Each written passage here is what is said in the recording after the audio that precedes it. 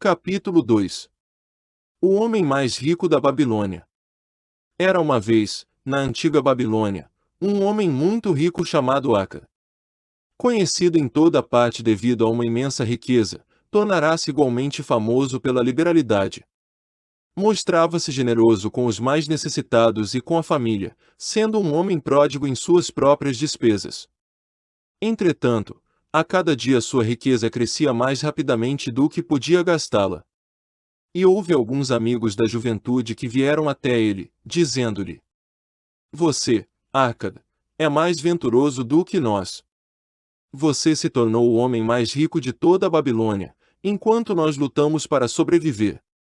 Pode usar as mais finas roupas e degustar as mais requintadas iguarias, enquanto nós devemos nos dar por satisfeitos se apenas propiciamos à família uma indumentária decente ou a alimentamos da melhor maneira possível. Contudo, alguma vez fomos iguais. Tivemos o mesmo professor, participamos das mesmas brincadeiras, e nem nos estudos nem nas brincadeiras você se sobressaiu mais do que nós. E nos anos que se seguiram você foi um cidadão tão honrado quanto nós. Tampouco trabalhou mais duro ou mais assiduamente, pelo menos até onde sabemos. Por que então deveria o caprichoso destino escolhê-lo para gozar de todas as boas coisas da vida e ignorar-nos, a nós que igualmente somos merecedores?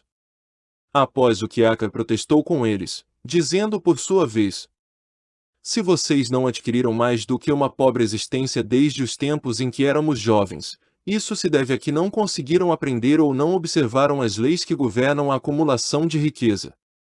O voluntarioso destino é um Deus cheio de malícia que não assegura um bem duradouro para ninguém.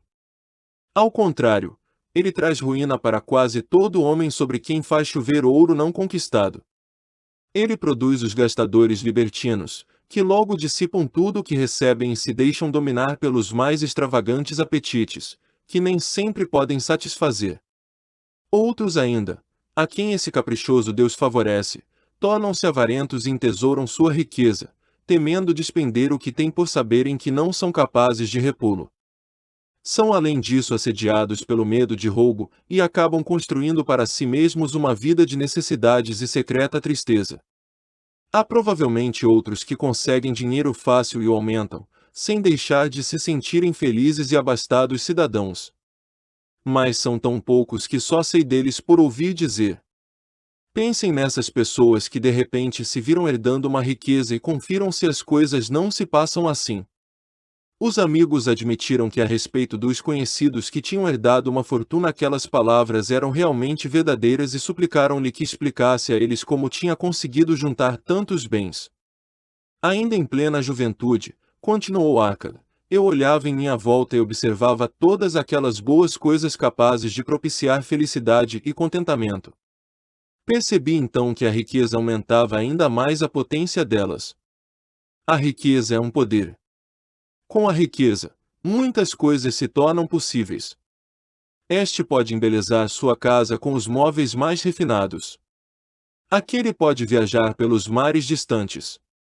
Esse outro pode regalar-se com as finas iguarias de terras longínquas. Outro mais pode comprar ornamentos lavrados em ouro ou cravejados de pedras preciosas. Pode-se mandar construir templos magníficos para os deuses. E possível, enfim, fazer todas essas coisas e muitas outras, onde sempre haverá deleite para os sentidos e gratificação para a alma. E, quando percebi tudo isso, declarei a mim mesmo que reivindicaria o meu quinhão entre as boas coisas da vida. Não seria nenhum desses que se mantém à distância, observando invejosamente os prazeres do outro. Não me contentaria em vestir roupas baratas que parecem respeitáveis. Não me daria por satisfeito com a parte que cabe a um homem pobre. Ao contrário, faria de mim mesmo um conviva nesse banquete de boas coisas. Sendo, como sabem, filho de um humilde comerciante, membro de uma grande família sem qualquer expectativa de herança, e não me achando dotado, como me disseram vocês com tanta franqueza, de poderes superiores ou talentos especiais, decidi que, se realmente quisesse conseguir tudo o que desejava, precisaria basicamente de tempo e estudo. Todos os homens têm tempo em abundância. Cada um de vocês vem deixando escapar tempo suficiente para tornar-se rico. E ainda, como admitem, não tem nada para apresentar senão suas boas famílias, de que, aliás, podem com justiça orgulhar-se. Quanto ao estudo, nosso sábio professor não nos ensinou que o aprendizado consistia em dois tipos: o primeiro cuidando das coisas que aprendíamos e sabíamos, o outro baseando-se na prática que nos ajuda a encontrar aquilo que não conhecemos. Assim, resolvi-me a investigar como alguém consegue acumular riqueza e, quando descobrisse, tornar tal coisa minha própria tarefa e realizá-la bem. Pois não é justo que devamos gozar enquanto permanecemos sob a brilhante luz do sol, compensando os sofrimentos que teremos de enfrentar quando partirmos para a escuridão do mundo do espírito.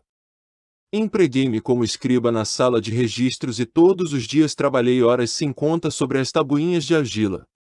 Semana após semana, mês após mês, dei um duro danado sem que os meus vencimentos dessem mostras de crescer. Comida, roupa, os compromissos para com os deuses, além de outras coisas de que já não consigo lembrar-me, consumiam tudo o que eu ganhava. Mas minha determinação continuou de pé. E um dia Algamis, o homem que empresta dinheiro, veio até a administração da cidade e solicitou uma cópia da nona lei, dizendo-me: preciso disso em 2 dias. Se me entregar as cópias no prazo, pode contar com 2 moedas de cobre pelo serviço. Trabalhei arduamente, mas o texto da lei era muito comprido, e quando Algamis voltou eu ainda não tinha terminado a transcrição. Ele ficou uma fera e teria me dado uma boa surra se eu fosse seu escravo. Sabendo, porém, que não lhe era permitido agredir-me no prédio da administração, não senti qualquer medo e disse-lhe: Algamis, você é um homem realmente rico. Diga-me como posso também tornar-me rico, e prometo-lhe que passarei a noite em claro entalhando as tabuinhas. Assim que o sol nascer, estarão prontas. Ele sorriu e respondeu-me: você é um belo tratante, mas vamos considerar isso como uma transação. Gravei durante toda a noite, embora minhas costas doessem e o cheiro de óleo queimado do candeeiro fizesse minha cabeça latejar a ponto de deixar-me os olhos em frangalhos. Mas quando ele voltou, em plena alvorada, as tabuinhas estavam prontas. Agora, disse-lhe, cumpra sua promessa.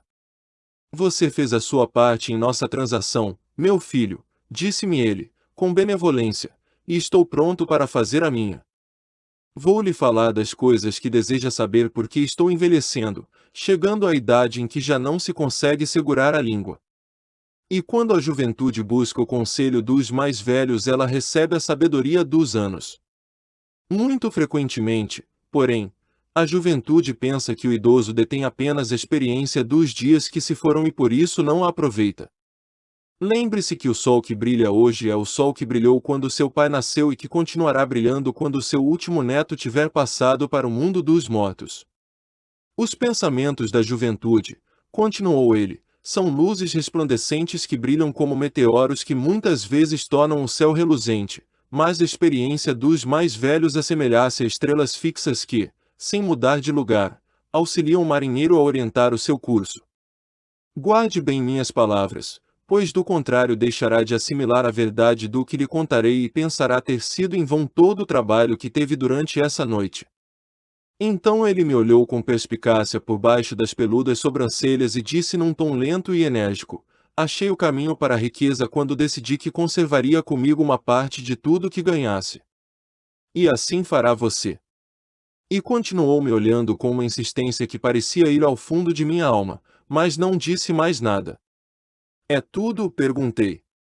Foi o suficiente para transformar o coração de um pastor de ovelhas no coração de um emprestador de dinheiro, replicou ele. Mas tudo o que ganho não vem mesmo para o meu bolso? Perguntei. Nada mais falso, respondeu ele. Você não paga pelas roupas e pelas sandálias que usa. Não paga pelas coisas que come. Consegue viver na Babilônia sem fazer despesas. O que tem para apresentar do que recebeu no mês passado? E de tudo quanto ganhou no último ano? Louco! Você paga a todo mundo, menos a si mesmo. Idiota! Está trabalhando para os outros. Bem melhor do que isso faz o escravo, que trabalha para o seu dono em troca de roupa e comida.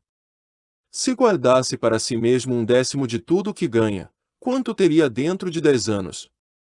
Meu conhecimento dos números não me desamparou, e respondi: ora, o equivalente a 1 ano de trabalho. Pois está dizendo apenas meia verdade, retorquiu ele. Cada moeda de ouro que economizar é um escravo que pode trabalhar para você. Cada cobre que essa moeda produzir torna-se um filho apto a levantar mais fundos. Se quiser tornar-se rico, então tudo o que você economizar deve ser utilizado no sentido de proporcionar-lhe toda a abundância por que anseia. Você pensa que o estou ludibriando por sua longa noite de trabalho, continuou ele, mas em minhas palavras há uma fortuna, se for suficientemente inteligente para perceber a verdade que acabo de pôr em suas mãos. Uma parte de tudo o que ganha pertence exclusivamente a você. No mínimo, 1/10, mesmo nas ocasiões em que tiver recebido pouco dinheiro. Pode ser mais, de acordo com o que produzir. Pague a si mesmo primeiro. Não compre ao fazedor de roupas ou ao fazedor de sandálias mais do que possa pagar com o restante, devendo ainda separar o bastante para alimentar-se, ajudar o próximo e pôr em dia as obrigações com os deuses. A riqueza, como uma árvore, cresce a partir de uma simples semente.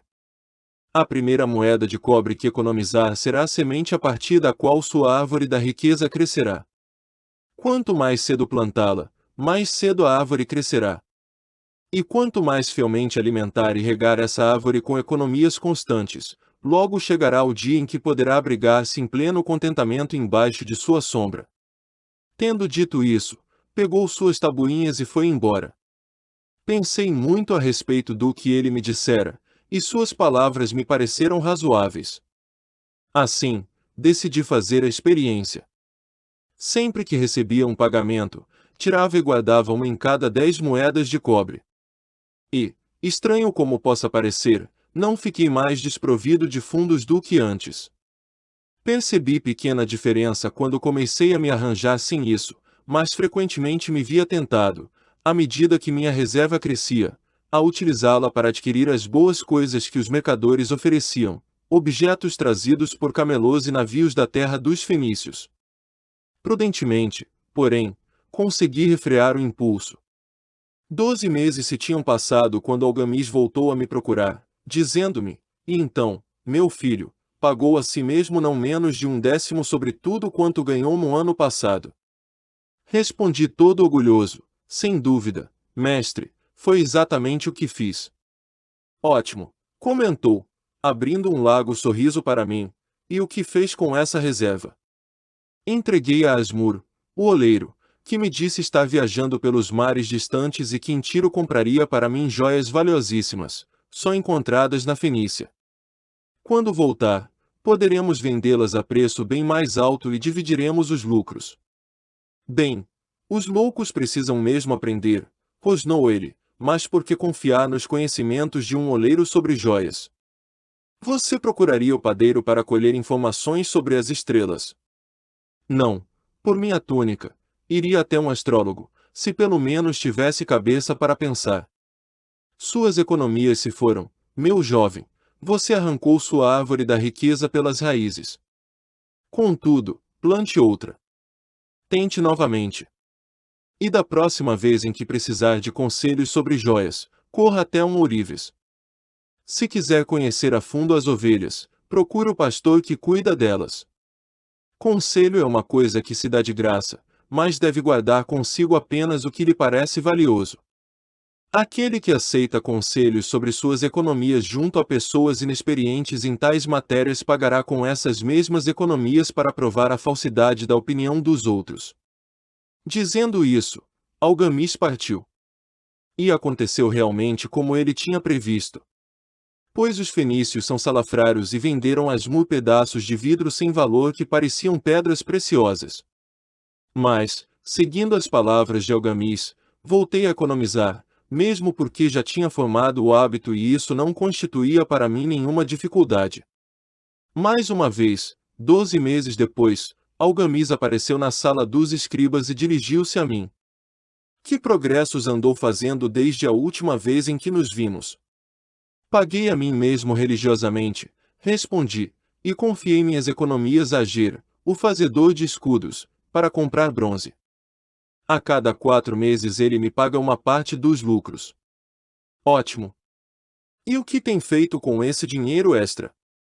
Dei uma festa com mel, vinho e iguarias de primeira. E comprei também uma túnica escarlate. Qualquer dia desses devo comprar um burrico para os meus deslocamentos. Algamis não disfarçou o riso. Você está comendo os filhos de suas economias. Como pode esperar que trabalhem para você?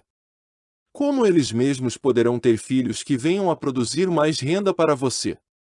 Primeiro reúna um exército de escravos dourados, e só então poderá refestelar-se com banquetes ricos sem sentir remorsos. E, assim dizendo, partiu novamente. Não voltei a vê-lo durante 2 anos, até que reapareceu, o rosto sulcado pelas rugas, os olhos visivelmente cansados, pois ele se achava então numa idade bastante avançada. Disse-me, Aka, conseguiu afinal obter a riqueza com que sonhava tanto. Respondi-lhe, não ainda tudo o que desejo, mas já tenho alguma coisa que rende muito bons lucros, que, por sua vez, fazem outro tanto. E você ainda busca o conselho dos oleiros. Bem, o que eles dizem sobre como fabricar tijolos é realmente muito bom, retorqui. Akkad, continuou ele, você aprendeu bem suas lições. Aprendeu primeiro a viver com menos do que podia ganhar. Depois aprendeu a aconselhar-se junto àqueles cuja competência deriva de suas próprias experiências. E, finalmente, aprendeu a fazer o ouro trabalhar para você. Você ensinou a si mesmo como adquirir dinheiro, poupá-lo e usá-lo. Reuniu, portanto, condições para ocupar uma posição de confiança. Estou me tornando muito velho. Meus filhos só pensam em gastar e não dão a menor importância aos ganhos. Meus negócios são grandes, e até grandes demais para que eu possa cuidar de tudo. Se você concordar em ir para Nippur, a fim de tomar conta das terras que possuo na região, torná-lo-ei meu sócio, e você participará de meu testamento. Assim, fui para Nippur e comecei a administrar suas propriedades, que eram imensas. E como estivesse cheio de ambição e dominasse as 3 leis que nos ensinam a lidar de maneira exitosa com a riqueza, tive condições de aumentar ainda mais o valor de seus bens. Prosperei muito. Quando o espírito de Algamis partiu para a esfera da escuridão, vi-me como um beneficiário legalmente reconhecido de sua herança. Assim falou Akkad, e, quando terminou sua narrativa, um dos amigos ali reunidos disse: Você inclusive deu a sorte de que Algamis o tivesse nomeado um de seus herdeiros. Minha sorte limitasse ao fato de que desejava prosperar antes de tê-lo encontrado pela primeira vez. Não tive que provar durante 4 anos minha determinação de propósito, reservando para mim mesmo 1/10 de tudo que oferia. Você chamaria de sortudo o pescador que, tendo passado anos estudando os hábitos dos peixes, por uma simples mudança do vento soubesse onde jogar sua rede. A oportunidade é uma deusa desdenhosa que não perde tempo com os que não estão preparados. Você teve uma tremenda força de vontade em continuar poupando depois de ter perdido as economias do primeiro ano. Nisso, foi extraordinário, disse um outro. Força de vontade! Retorquiu Akkad. Bobagem! Você acredita que a força de vontade seja capaz de dar a um homem energia suficiente para erguer um peso que o camelo não pode carregar ou puxar uma carroça que os próprios bois não conseguem levar adiante? A força de vontade não passa de um propósito inflexível para dar conta de uma tarefa que você mesmo se obrigou. Se eu determinar para mim mesmo uma tarefa, por mais boba que seja, terei de levá-la a cabo. Como poderia de outro modo ter confiança em mim para fazer coisas importantes? Se me dissesse, durante 100 dias, quando eu cruzar a ponte na cidade, apanharei uma pedra do chão e a jogarei dentro do rio, eu o faria.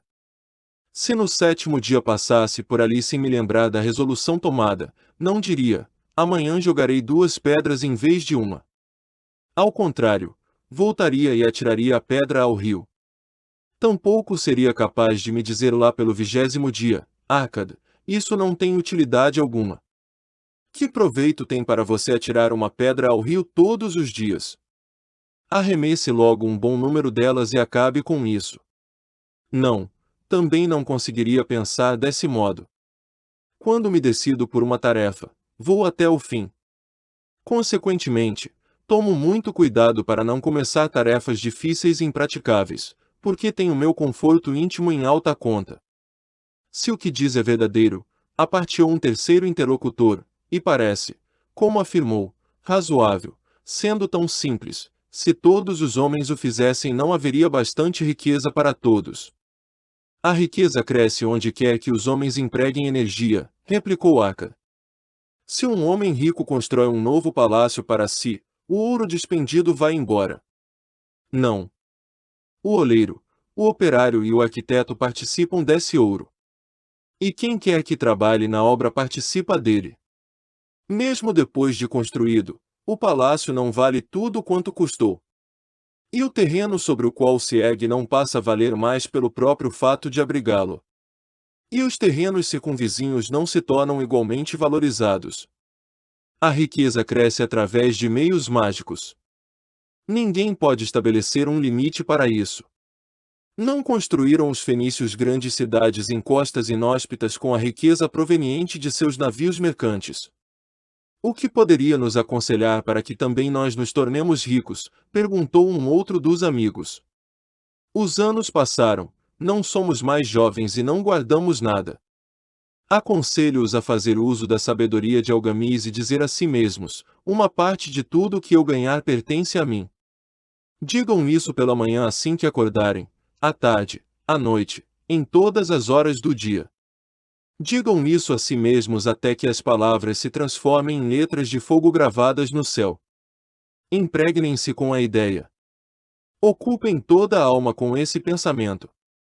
E assimilem tudo que lhes pareça sábio. Separem não menos de 1/10 e economizem. Façam todas as despesas necessárias, mas poupem primeiro essa pequena cota. Cedo vão experimentar a deliciosa sensação de um tesouro cuja posse cada um de vocês tem legitimamente condições de reivindicar. Quanto mais ele crescer, mais se verão estimulados. Vibrarão com uma nova alegria de viver. Encararão a possibilidade de maiores esforços para ganharem mais. Pois não estarão reservando, sobre os lucros maiores, a mesma percentagem. Aprendam, portanto, a fazer com que seu tesouro trabalhe para vocês. Tornem-no seu escravo. Façam seus filhos e os filhos de seus filhos trabalharem para vocês. Assegurem uma renda para o futuro. Olhem para os mais idosos e não esqueçam que dia virá em que também vocês estarão velhos. Por isso, invistam seu tesouro com toda a cautela do mundo. Taxas usurárias de retorno são sereias enganosas, que cantam, naturalmente, mas para lançar o incauto contra as rochas do desperdício e do remorso. Providenciem para que sua família não deseje que os deuses os chamem para o reino deles. E sempre possível garantir tal proteção com pequenos pagamentos em intervalos regulares. Por isso, o homem previdente não perde tempo esperando que apareça uma grande soma, a fim de utilizá-la em tão prudente propósito. Busquem o conselho dos homens sábios. Procurem informar-se com pessoas cujo trabalho cotidiano é o manuseio do dinheiro. Deixem que elas os protejam de erros como os que eu mesmo cometi ao entregar minhas economias a Asmur, o oleiro. Um retorno pequeno e certo é uma coisa mais desejável que o risco. Aproveitem a vida enquanto estiverem aqui.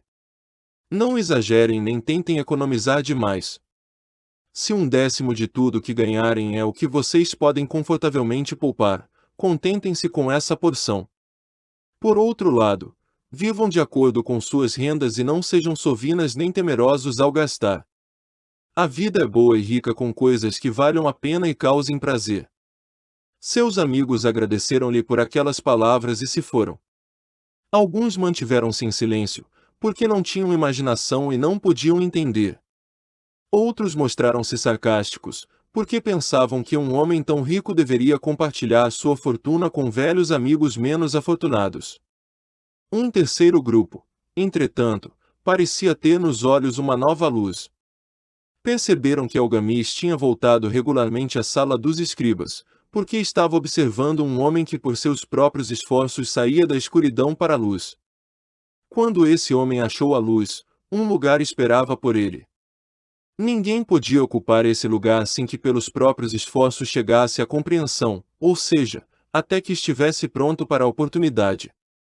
As pessoas desse terceiro grupo foram as únicas que, nos anos que se seguiram, continuaram visitando Aka, que as recebia cheio de contentamento. Reunia-se com elas e transmitia-lhes de bom grado sua sabedoria, como gostam sempre de fazer os homens de grande experiência. E assistia-os quanto a investirem suas economias naquilo que trouxesse lucros com segurança, evitando que apostassem em coisas que não rendessem dividendos. Um momento decisivo na vida desses homens ocorreu quando compreenderam a verdade que tinha passado de Algamis para Akkad e de Akkad para eles. Uma parte de todos os seus ganhos pertence exclusivamente a você.